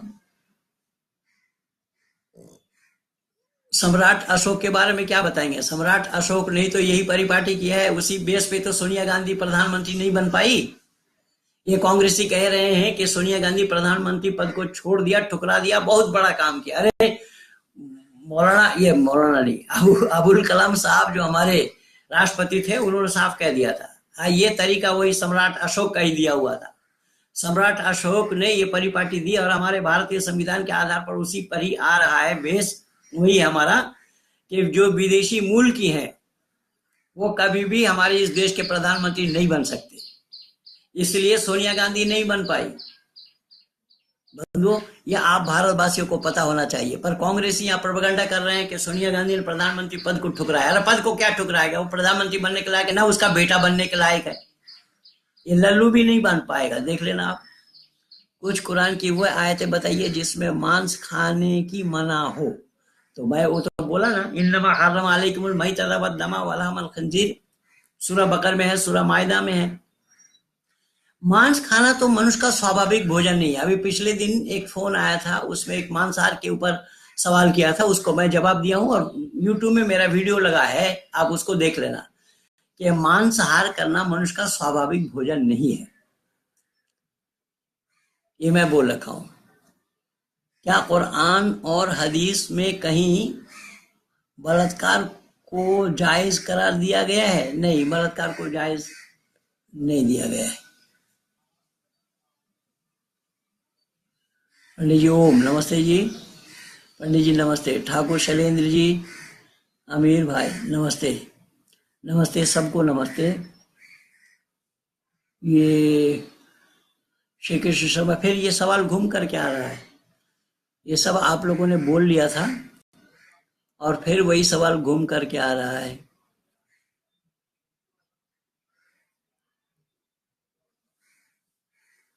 वैदिक धर्मी बताओ, स्वर्ग को नरक क्या है? स्वर्ग और नरक क्या है? इसको पूछने का तरीका देखिए। ये वरुण वैश्य है कि पंडित जी आप तारिक जमील को भी, हाँ, वैदिक धर्म का स्वर्ग और नरक बताया। तारिक जमील को क्या वो बिल्कुल ठीक बोल रहे हैं ये वरुण वैश्य जी। ये तारिक जमील जो पाकिस्तानी है और उसने जन्नत में क्या है वो कपड़ा, तुम इस मैली कुचेली पर मरते हो, वहां पर ये है वहां पर ये है, वो सब वर्णन किया उसने। ये बोले स्वर्ग और नरक हमारे यहाँ पर वैदिक संस्कृति में है। स्वर्ग के माने सुख और नरक के माने दुख। जहाँ सुख है वो स्वर्ग है और जहाँ दुख है वो नरक है। घर के अंदर में हम जितने मेंबर रहते हैं, जितने भी लोग रहते हैं, एक दूसरे के साथ प्रेम का बर्ताव बरता जाए, प्रेम के साथ व्यवहार किया जाए, वो स्वर्ग है। और जहां पर उसका विपरीत हो तो वो नरक है। ये स्वर्ग और नरक है, मौत के बाद वाली जिंदगी में नहीं। क्या ईश्वर अल्लाह गॉड एक ही है?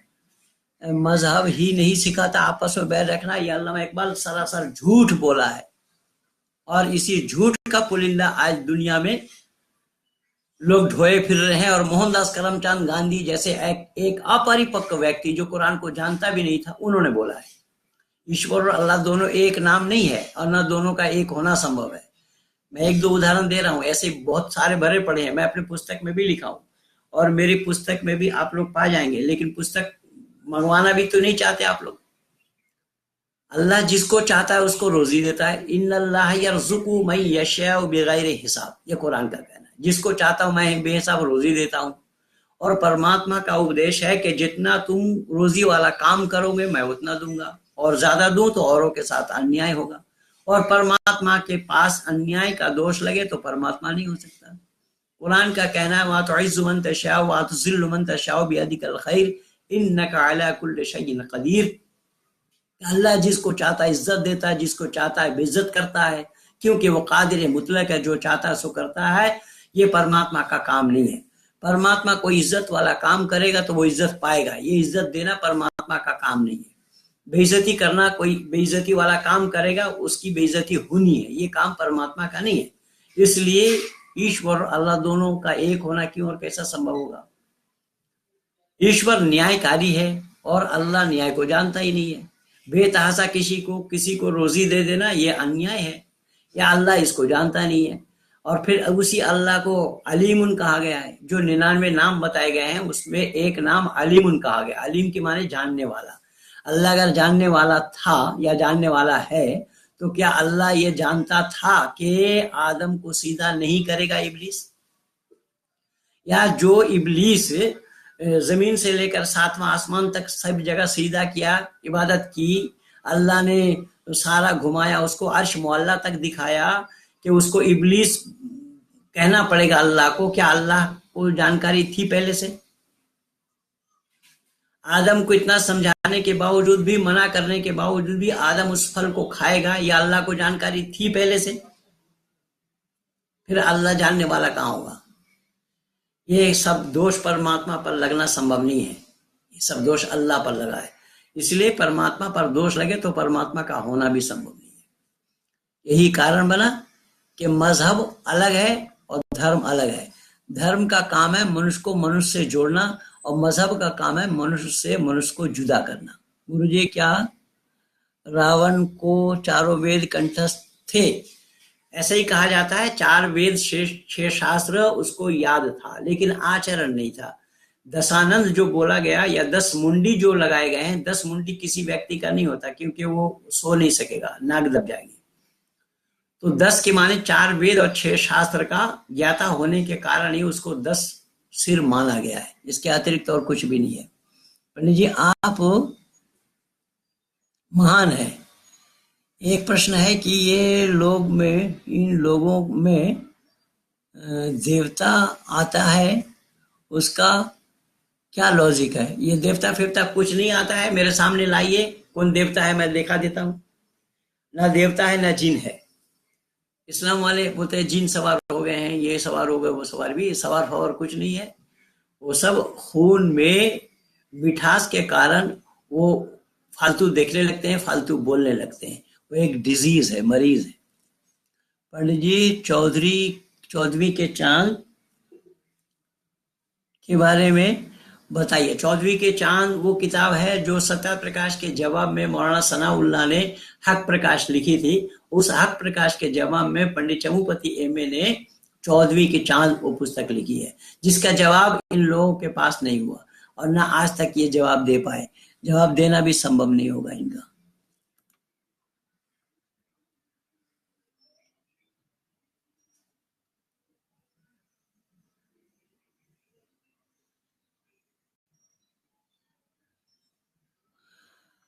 हमारे बाबू ऋषिदेव जी नमस्ते लिख रहे हैं। हाँ, आचार्य ऋषिदेव जी को नमस्ते। भाई, आप लोग मेरी पुस्तक को मंगवाने के लिए vedrishi.com में जाइए, वहां पर भी आप पुस्तक पा जाएंगे। पहले उन्होंने नहीं डाला था, उनके पास पुस्तक पहुंची नहीं थी, अब पहुंच गई है। इसलिए आप लोग जो दिल्ली वासी हैं, आप लोग ऋषिदेव.com से पुस्तक को मंगवाइए। अरे जी, आप पुणे में आते हैं क्या? हाँ, मैं पिछले दिन था ना, पिंपरी में था, पिंपरी आर्य समाज में था, और भी पुणे में बहुत जगह गया हूँ, कई जगह गया हूँ। पुणे में बहुत सारा कार्यक्रम होता है मेरा। और पिछले दिन वीर सावरकर वीर पुरस्कार उसी पुणे में ही मुझे प्रदान किया गया, तिलक भवन में। नमस्ते जी, आपका डिबेट का है मुस्लिम लोग के साथ? डिबेट कहीं नहीं है, कोई आ नहीं रहा है सामने, तो डिबेट किससे करें? पंडित जी, क्या आप दीनानगर आकर प्रचार कर सकते हैं? जी हाँ, दीनानगर क्यों, जहां बुलाएंगे वहीं आ जाएंगे, लेकिन बैनर होना चाहिए, आर्य समाज के बैनर हो, कोई हिंदू संगठन के बैनर हो। मैं आया हूँ वहाँ, होशियारपुर में आया हूँ, वहाँ पायलट कमल चौधरी जी होते थे पहले, इस समय है कि नहीं, वो कांग्रेस से चुनाव लड़ते थे। वो कमल चौधरी जी वहां पर जितने भी कॉलेज, इंटर कॉलेज जितने भी हैं, डिग्री कॉलेज, बीटी कॉलेज, वो सब प्रिंसिपल तक वहां आकर के कार्यक्रम में बैठते थे। उन्होंने एक परिपाटी बना रखी कमल चौधरी जी ने, वहां मैं गया हूँ। नमस्कार गुरु जी के बोरुनाभो लश्कर। हाँ, नमस्ते नमस्ते भाई, नमस्ते।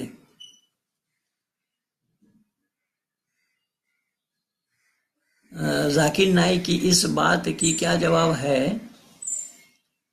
अगर पेड़ पौधों को दर्द न होने के कारण खाना जायज है, तो आपका कोई भाई जो हमेशा के लिए पैरालिसिस है, उसे दर्द महसूस न होने पर उसका खाना जायज क्यों नहीं?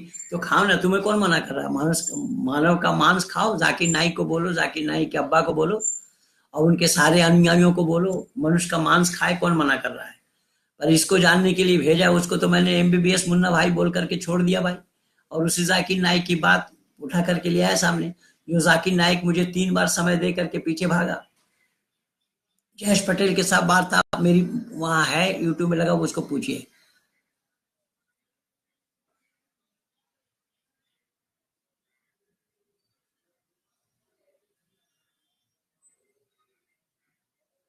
ये आनंद मोहन जी क्या लिखते हैं भाई, मुझे पता नहीं लग पा रहा क्या लिखे हैं। पेड़, अच्छा पेड़ पौधे होते, पेड़ पौधे को भी दर्द नहीं होता, पेड़ पौधे को भी दर्द नहीं होता, ऐसी बात नहीं है। यहाँ जो सुख दुख लाभ और हानि को ना जाने, वो स्थावर योनि बताया है ऋषि दयानंद ने। सत्या प्रकाश के अलावा समुल्लास में पढ़िएगा, वहां पर पा जाएगा। 4:23, 4:24 सूरा निसा का देखिए, वहां वही वल मुहसनात मिनन निसा इल्ला मा मलकत अयमानुकुम, दाहिना हाथ में जितनी शक्ति है उनके बेटियों को पकड़ करके लाओ, आदि आदि है, उस पर वीडियो बना हुआ है मेरा, देख लीजिएगा। भाग्या 9, भाग्या जी फटी।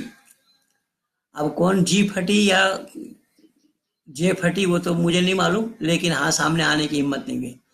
क्या ये हकीकत है कि मुसलमानों का गुरु शुक्राचार्य है? नहीं, ऐसा नहीं है, वो मन गढ़ंत बात किसी ने लिख दी है। दर्द होने के लिए मस्तिष्क की आवश्यकता होती है या होती है? पौधे के पास मस्तिष्क नहीं है, मैंने बोला ना, स्थावर योनि है, जो सुख दुख लाभ हानि को नहीं जानता, स्थावर योनि। पंडित जी ओम चौधरी के चांद के बारे में बताइए। क्या चांद के बारे में क्या बताएंगे?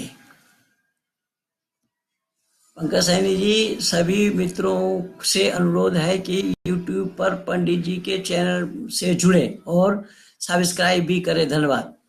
जी हाँ, ये विनती मैं अपने तरफ से भी आप लोगों से कर रहा हूँ। ये रशीद अनवर क्या लिख रहा है? एक रशीद तो वहां पर लिखा है फेसबुक में कुछ, और ये रशीद क्या लिख रहा है? कहाँ गया?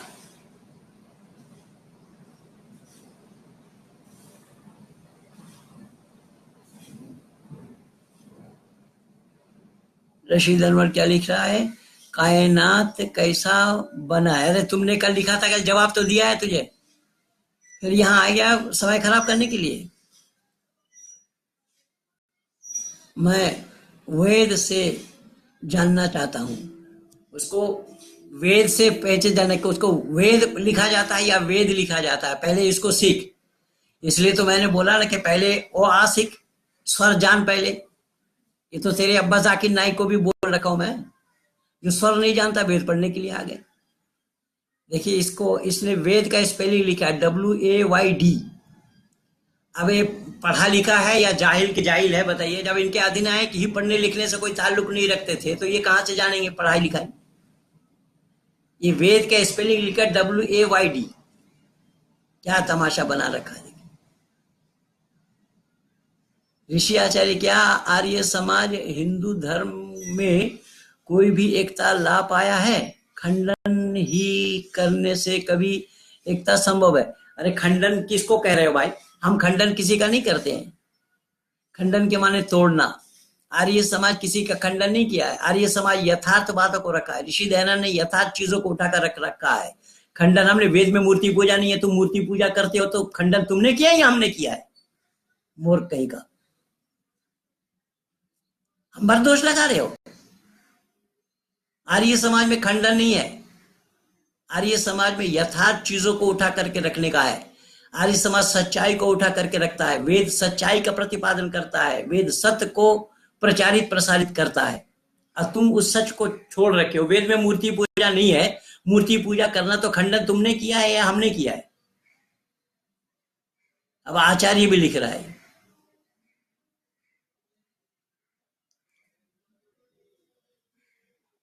शैलेंद्र गौतम, स्वर्ग में 72 हूरे नहीं मिलती।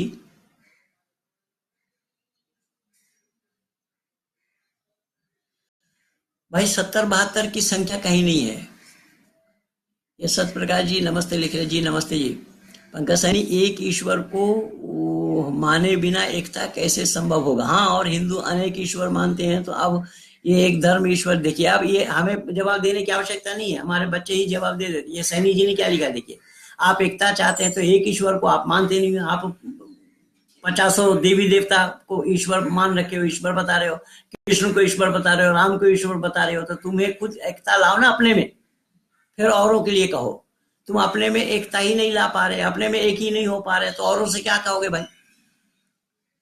नमस्कार पंडित जी, मुझे भी आर्य समाज से जुड़ना है और सत्य ज्ञान का पुस्तक चाहिए, कहाँ से खरीदूं? भाई आपको आर्य समाजी बनने के लिए मैं सुझाव नहीं दूंगा। आर्य समाजी कोई फैक्टर नहीं है। आप वैदिक सिद्धांत को अपने जीवन में उतारिए, वही पर्याप्त है। पर हाँ, मिलेगा आर्य समाज के शास्त्र से। सत्यार्थ प्रकाश नामी पुस्तक को लीजिए। आप किस शहर में रहते हैं, वहां पर देखिए नजदीक में कोई आर्य समाज है, तो आर्य समाज से आप सत्यार्थ प्रकाश लीजिए, उस सत्यार्थ प्रकाश को पढ़िए और सत्य ज्ञान को आप प्राप्त करेंगे। मैं भी सत्यार्थ प्रकाश को पढ़ करके अब तक यहाँ अपने को लाया हूँ। मैं अगर सत्यार्थ प्रकाश नहीं पढ़ता होता तो मैं भी दुनिया के और लोगों जैसा मैं भी विचरण में, अंधकार में विचरण करता। तो सत्यार्थ प्रकाश को पढ़ने के बाद ही मैं इस सच्चाई को पाया हूँ, जो सच्चाई आज दुनिया के सामने में मैं उजागर करने में लगा हूँ। सत्यार्थ प्रकाश से ही मुझे सच्चाई को मिला है।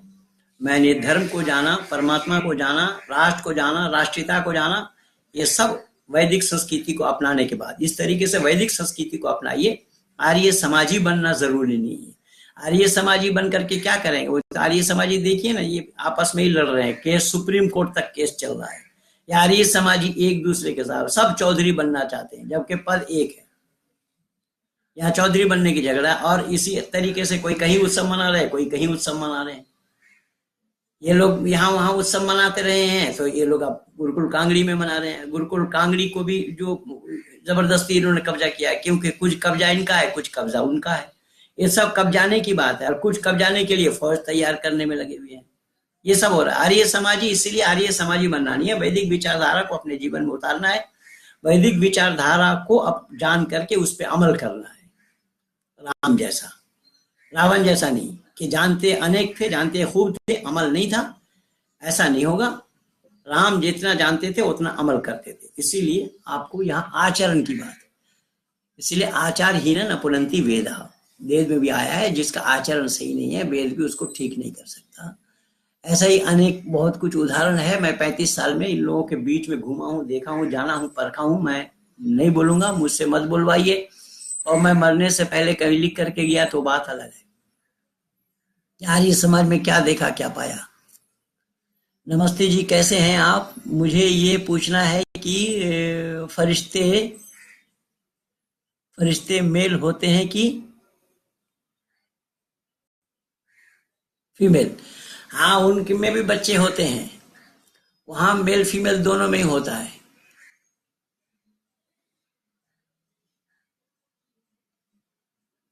कुछ नहीं, फरिश्ते में नहीं, जीन में मेल और फीमेल होते हैं। फरिश्ता तो बस होता ही है, मेल ही मेल है, मेल ही मेल है। वहां फेसबुक नहीं है, केवल मेल है। नरेंद्र कुमार पंडित जी, राम ने शूर्पणखा के नाक और कान काटे, रूप बिगाड़ दिया, पर ये चोट भी मार सकते थे, घायल भी कर सकते थे, क्या नारी पर अत्याचार नहीं है? ये सब किंवदंती है, ये सब धर्मगत नहीं है। देखिए, ऋषि दयानंद ने इन सब ग्रंथों को धर्मगत नहीं माना है।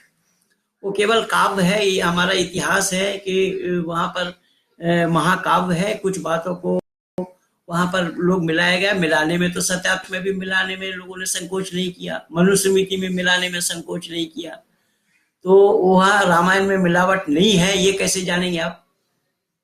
रामायण में मिलावट नहीं हुई है, इसका प्रमाण किनके पास है? इसलिए वेद में मिलाया जाना संभव नहीं है, इसलिए वेद में नहीं मिला पाए, पर सारी पुस्तकों में मिलावट की गई है। वीरेंद्र बीर जी, गुरु जी, महापुरुषों की तस्वीरों और मूर्तियों पर श्रद्धांजलि देना चाहिए या नहीं? भाई तस्वीर में क्या श्रद्धांजलि देंगे? उस तस्वीर को थोड़ी पता लग रहा है कि आप उनको श्रद्धांजलि दे रहे हैं। तस्वीर में फूल माला चढ़ाना ये उचित नहीं है, वेद में निषेध है। इसलिए श्रद्धांजलि उनके नाम से श्रद्धांजलि तो इतना है कि उन्होंने जो काम किया हम उसे करेंगे, उस पर हम अमल करेंगे, उस पर चलेंगे, ये उनकी श्रद्धांजलि है, उनके नक्शो कदम पर चलना। तो भाई मैं 9 से 10 तक समय दिया था, 10:14 हो गया है मेरी घड़ी के हिसाब से। अब मैं आप लोगों से सराहनीय कार्यक्रम पंडित जी, ये मुकेश दीक्षित जी लिख रहे हैं। मुकेश जी आपको बहुत बहुत धन्यवाद है। यहाँ संजय यादव जी लिख प्रणाम गुरु जी। जी सब लोगों को नमस्ते और सब लोगों को धन्यवाद।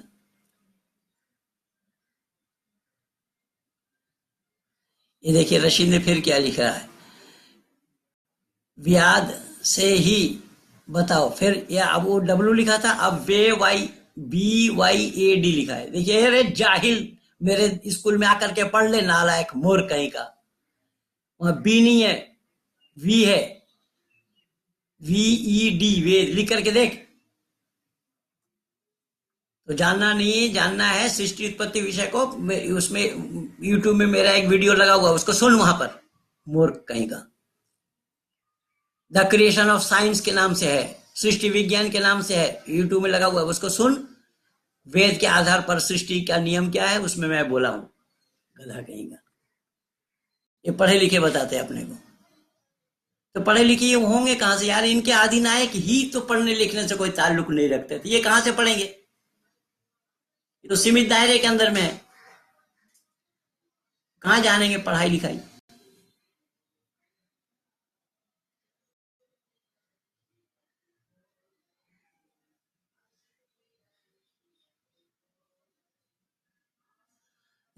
फिर रशीद फिर लिखा है, डॉक्टर जाकिर नाइक सब क्या बुक से बतलाता है? डॉक्टर जाकिर नाइक से बुक से बतलाता है या पीठ से बतलाता है? वो जाकिर नाइक से पूछ। पर जाकिर नाइक जानता ही नहीं है। जाकिर नाइक ना इस्लाम को जानता है ना वेद को जानता है। उसको तो मैं MBBS मुन्ना भाई बोला हूँ। और जाकिर नाइक के ऊपर सारा वीडियो मेरा लगा हुआ है। उसको जाकिर नाइक का पर्दाफाश यूट्यूब में लगा हुआ है, सुदर्शन न्यूज चैनल का प्रोग्राम, उसको देख, फिर पता लगेगा तुझे। मुल्लों ने मक्का मदीना में हमारे मंदिर किसने तोड़े गुरुजी? अरे मंदिर तो उन्होंने 360 मूर्तियों को तोड़ करके वहां मस्जिद बनाई। अब आज क्या किया? आज इसीलिए वहां पर हिंदुओं को जाने में प्रतिबंध लगा दिया। ये कहते हैं हमारे यहाँ भाईचारा है। अबे भाईचारा तेरे पास कहाँ है? तो यहाँ पर सड़क छेक करके, सड़क घेर करके, रोक करके नमाज पढ़ता है, और मक्का मदीना में क्यों नहीं जा सकता कोई हिंदू या खालसा? कितनी संकीर्ण विचारधारा के लोग हैं। इस्लाम की मानी है एक कैंसर रोग ग्रस्त।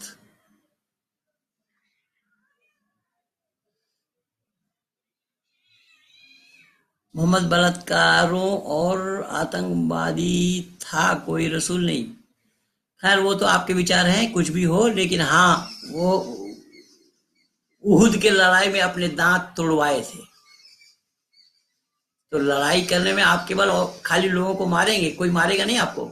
और उसी मारा मारी में अपनी दांत तोड़वाए थे।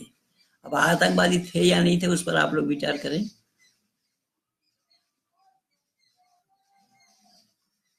अरे जी आपने जितने पोस्ट बनाए हैं उसे कंपाइल करके, अच्छा कंपाइल करके इस पुस्तक भी बनवा दें, मैं प्रयास करूंगा। अब हिमांशु बाबू बहुत देर से दिखाई पड़े। ये हिमांशु जी, मोहन पंडित जी नमस्ते। इंशाअल्लाह किस प्रकार से गलत है भाई? इंशाअल्लाह गलत क्यों नहीं है हिमांशु जी? और परमात्मा की असीम अनुकंपा है कि आप तो उसी अरबी जुबान में ही इंशाअल्लाह पढ़ रहे हैं। वो किसी की लिखी हुई बात नहीं, ये रशीद जैसे जाहिल नहीं है, आप पढ़े लिखे विद्वान व्यक्ति हैं, आपने इंशाअल्लाह शब्द को उसी अरबी जुबान में कुरान से ही आपने पढ़ा है, इंशाअल्लाह कैसे गलत है देखिएगा।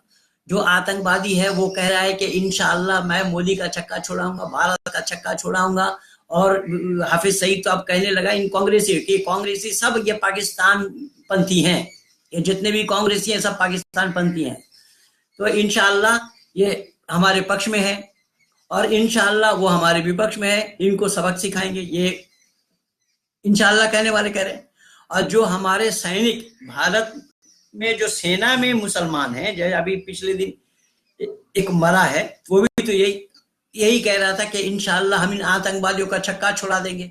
अब खुद निर्णय लें आप कि इंशाअल्लाह का पक्ष क्या है। अल्लाह का तो छीछा लेदर कर रखा है इन लोगों ने, मैं इसीलिए पहले बोल रखा हूँ। अब कुरान में अल्लाह ने खुद कहा है माशा अल्लाह कान अलम यशाअल्लाह यकुन, अल्लाह जो चाहता है वही होता है, जो नहीं चाहता नहीं होता। तो पाकिस्तान में जो सैनिक स्ट्राइक हुआ था भारत के सैनिकों द्वारा, वो अल्लाह की इच्छा थी या नहीं थी? हाफिज सईद बताए या अपने पूरे खानदान वाले मिल करके बताएं, अल्लाह की मर्जी थी या नहीं थी? अल्लाह की मर्जी के बिना जब पत्ता तक नहीं हिलता है तो अल्लाह की मर्जी के बिना वो स्ट्राइक कैसे हुआ? तो फिर इंशाअल्लाह मोदी के पक्ष में है, भारत के पक्ष में है या पाकिस्तान के पक्ष में? ये बात तो आए ना खुल करके। आर्य बन के मुझे फायदा क्या होगा? कौन आपको आर्य बना रहा है भाई? ये कौन है? मकसूद पटेल। भाई तू मकसूद है, तू आर्य क्यों बनेगा? पर तू ये बता, जब तू धरती पर आया था तो क्या था? तुझे तो मुसलमान बनाया गया, तेरे कान में अजान तकबीर ये सब सुनाई गई। अगर तू मुसलमान पैदा हुआ तो ये सब काम क्यों हुआ? तेरी खतना क्यों कराई गई? तू जब बोलने लगा तो कलमा क्यों पढ़ाया गया? ये क्या हुआ? तुझे तो बनाया गया, आर्य तो बनाया नहीं जाता, आर्य तो बने बने आते हैं। तो तू बना करके आया था, तुझे मुसलमान बना दिया गया। इसीलिए आर्य तू बनना चाहता है, आर्य तू तब बनेगा जब वैदिक विचारधारा को अपने जीवन में उतारेगा तो आर्य बन गया। आर्य कोई कौन बनाने का क्या काम है? पर हाँ, श्रेष्ठ बनना चाहिए। श्रेष्ठ बनने का उपदेश परमात्मा का है, श्रेष्ठ बनो। तो श्रेष्ठ बनने के लिए मानव ही बन सकता है, कोई जीव जंतु थोड़े ही बनेगा है मकसूद मियां? कोई जीव जंतु नहीं बन सकता है। भटके हुए मुसलमान कैसे सुधरेंगे, उनको जानकारी दीजिए।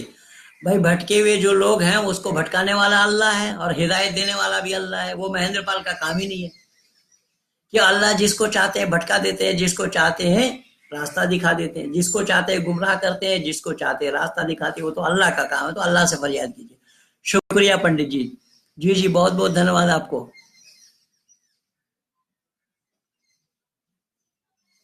वैदिक धर्म एक स्त्री एक पुरुष के जोड़े से मानव उत्पत्ति नहीं मानता। अनेक स्त्री अनेक पुरुष, भाई एक स्त्री एक पुरुष से सृष्टि इसलिए नहीं होना संभव है। एक स्त्री और एक पुरुष जो कुरान और बाइबल मानता है कि वो स्त्री और पुरुष से ये इब्राहिम ने भी कहा है वीडियो में कि एक स्त्री और एक पुरुष से जो संतानें उत्पन्न हुई तो उन्हें भाई बहनों में शादी हुई। अब भाई बहनों में शादी होना धर्म या अधर्म है? खुद विचार करें मानव। इसलिए हमारे यहाँ पर तो 6 पीढ़ी, माँ की 6 पीढ़ी छोड़ने की बात कही गई है और पिता के भी कई पीढ़ी छोड़ना है। एक पीढ़ी में आप एक गोत्र में शादी नहीं कर सकते, कई गोत्र छोड़ना पड़ता है। तो ये सब इस्लाम नहीं जानता, कुरान भी नहीं जानता, बाइबल भी नहीं जानता है। गुरुजी मुसलमान लोग मोहम्मद पर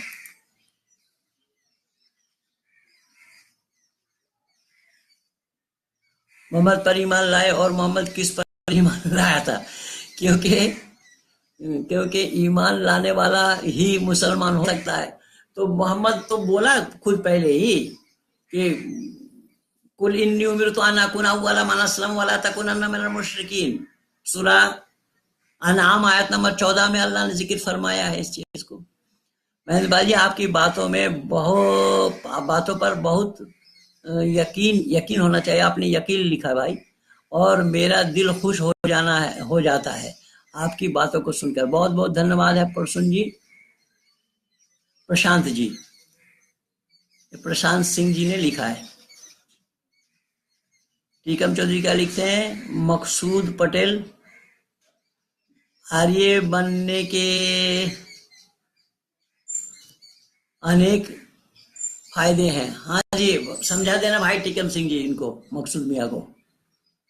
अरे गुरु, क्या दशरथ और राम शिकार करते थे? अब राम और दशरथ के काल में मैं नहीं था, शिकार करते थे या नहीं करते थे वो इतिहास का विषय है, और इस तरीके से वो धर्म ग्रंथ नहीं है। मैं पहले भी बोला हूं, ये रामायण धर्म ग्रंथ नहीं है, रामचरितमानस धर्म ग्रंथ नहीं है।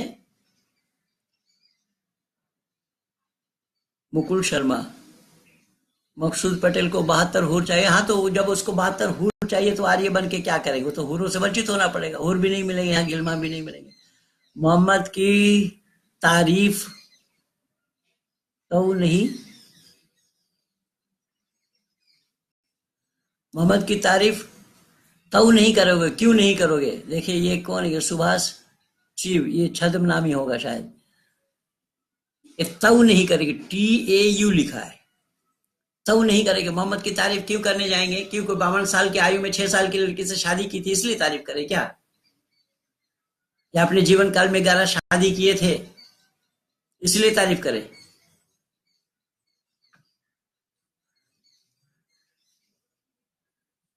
आदित्य शेखर गुप्ता जी, इस्लाम धर्म नहीं मजहब है। बिल्कुल ठीक है जी। नहीं, दशरथ और राम केवल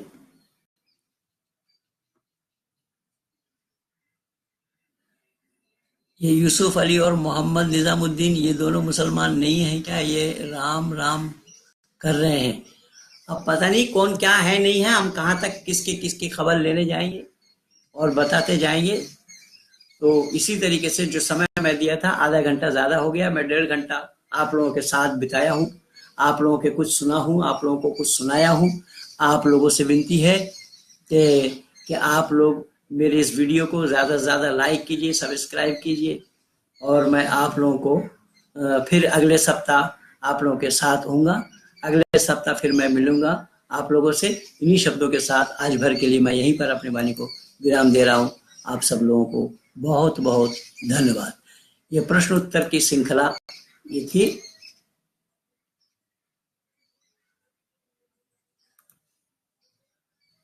जो यहीं तक खत्म होती है।